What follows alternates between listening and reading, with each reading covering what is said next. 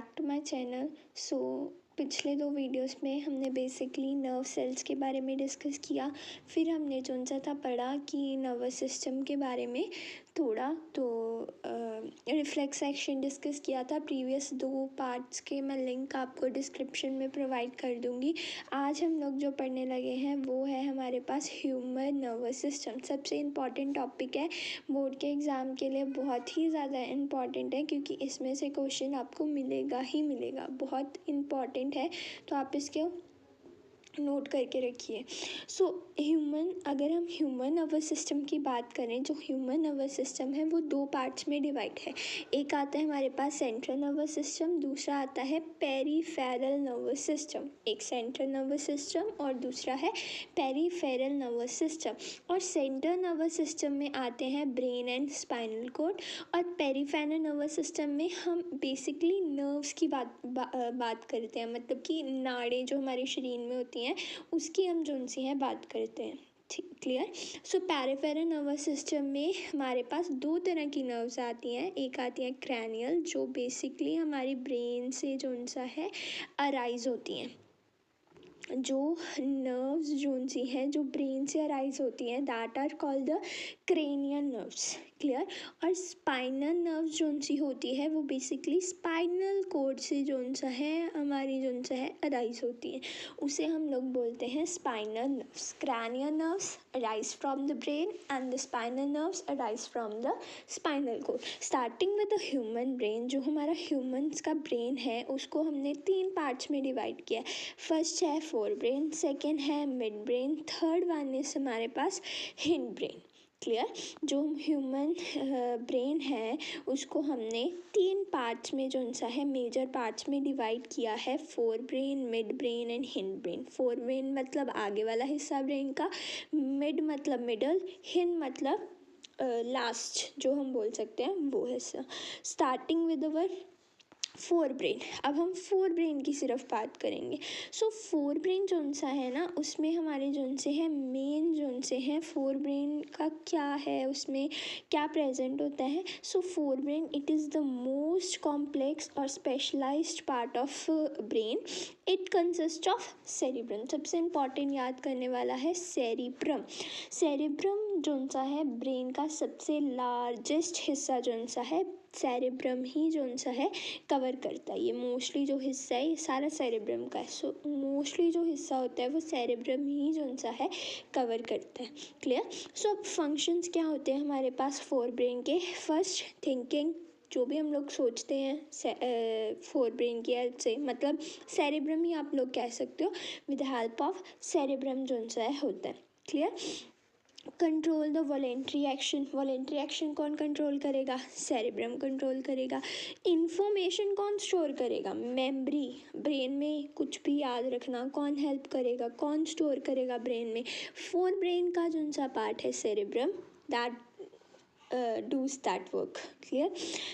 Next, receive sensory impulse from the various part of brain. अब हम लोगों को पता ही है कि पिछली वीडियोस में जैसे रिफ्लेक्स सेक्शन में पढ़ा था हम लोगों ने कि जौन सी वेरियस हमारी जौन सी हैं रिफ्लेक्सेस हैं वो सारी ब्रेन के पास आती है। ब्रेन उसको इंटरप्रेट करता है और मैसेज देता है।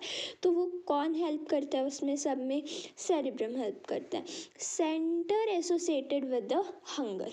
हंगर कह लीजिए, एंगर कह लीजिए, सब कुछ जोन सा है, सब कुछ फोर ब्रेन के अंडर जोन सा है आता है। Clear. So the brain thus allows us to think and take action based on that thinking. So is accomplished with a different design. यहाँ पे मैंने आपको ये डायग्राम भी प्रोवाइड किया है, जैसे स्टिमुलस। अब मैंने प्रीवियस वीडियोस में आपको पूरा क्लियर किया है कि स्टिमुलस क्या है, रिस्पॉन्स क्या है, कैसे करते हैं हम लोग, रिस्पॉन्स क्या है, वो मैंने प्रीवियस वीडियो में आपको सब डिटेल में जो उनसे समझाया है। आप प्लीज़ उन्हें जाके देख लीजिए। स्टिमुलस सेंस ऑर्गन्स को मिलेगा, फिर nerves, sensory nerves, nerve cells पढ़े थे हमने, उसमें पढ़ा था सेंसरी नर्व्स। सेंसरी नर्व्स आगे किसको मैसेज देंगे? सेंट्रल नर्वस सिस्टम को। और सेंट्रल नर्वस सिस्टम में कौन सा पार्ट है जो सब कंट्रोल करेगा, मैसेज लेगा, फिर रिस्पॉन्स करेगा? फोर ब्रेन ही जो सा है पार्ट है। मसल्स आगे जो सा है रीअरेंज करेंगे और फिर मसल्स के थ्रू ही हम लोग क्या करते हैं, रिस्पॉन्स जो सा है करते हैं। क्लियर? सो होप आपको फोर ब्रेन में कोई डाउट नहीं होगा, क्लियर हो चुका होगा। फोर ब्रेन जो है उसमें जो मेन पार्ट है फोर ब्रेन के, that is cerebrum. Cerebrum is the main part that is forebrain. और सेरेब्रम का कौन सा हिस्सा होता है? Hypothalamus. Clear?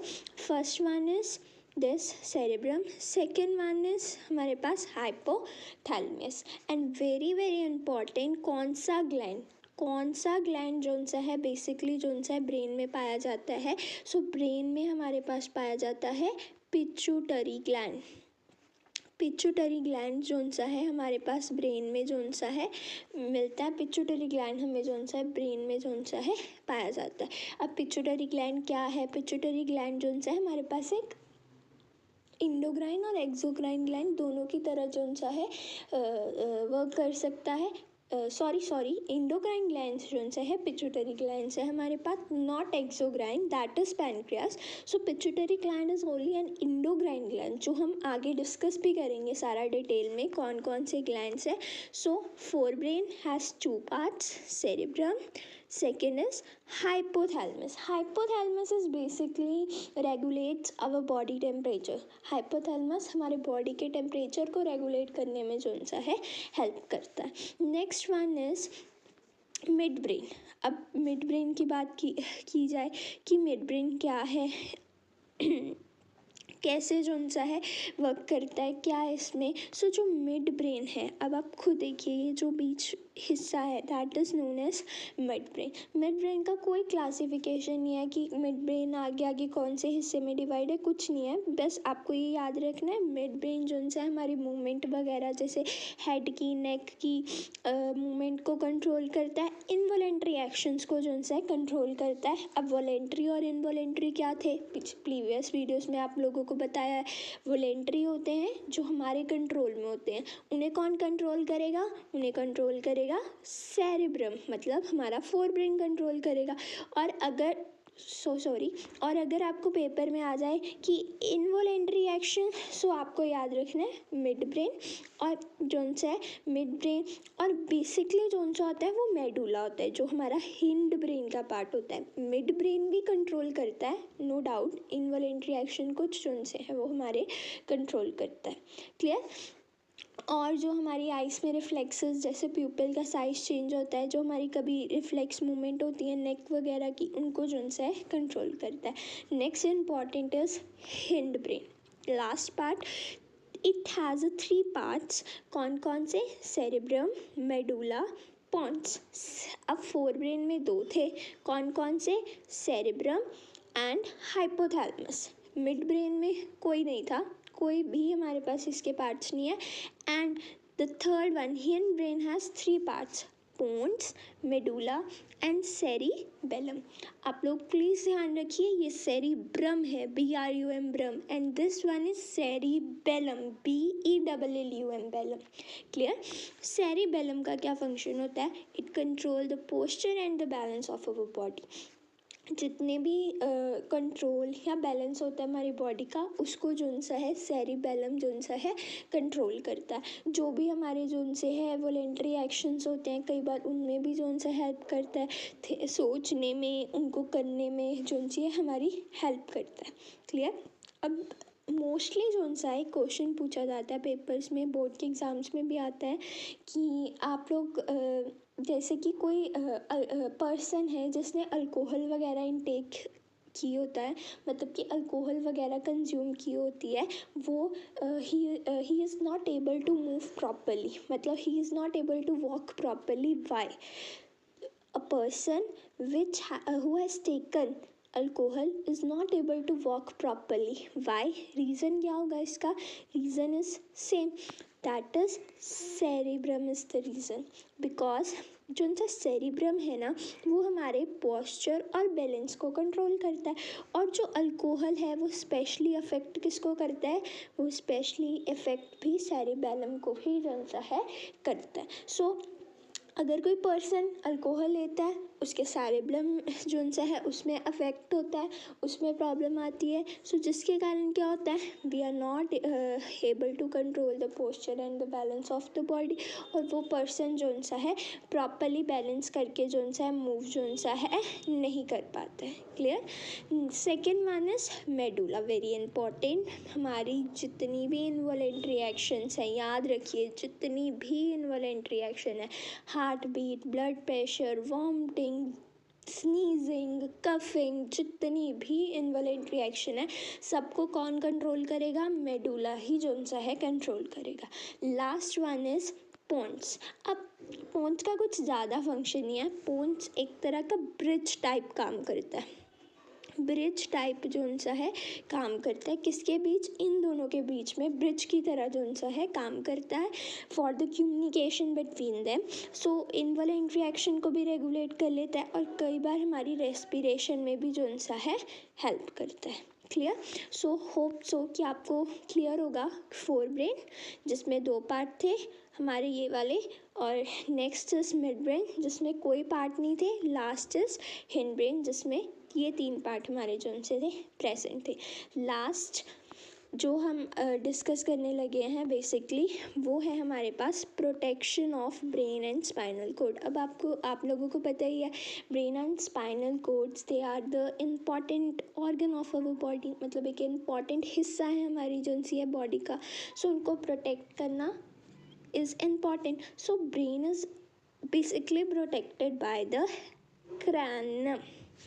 Brain is protected by the cranium, जिसको हम लोग स्कल या ब्रेन बॉक्स भी बोलते हैं। क्लियर।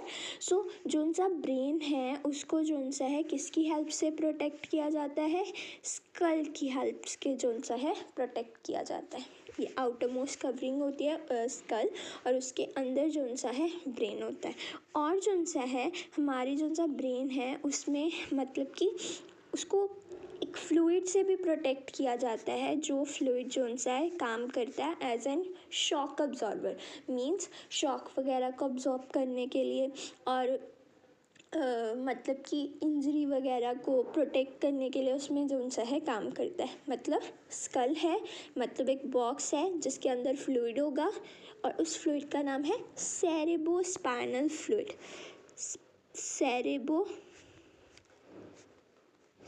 सेरेब्रोस्पाइनल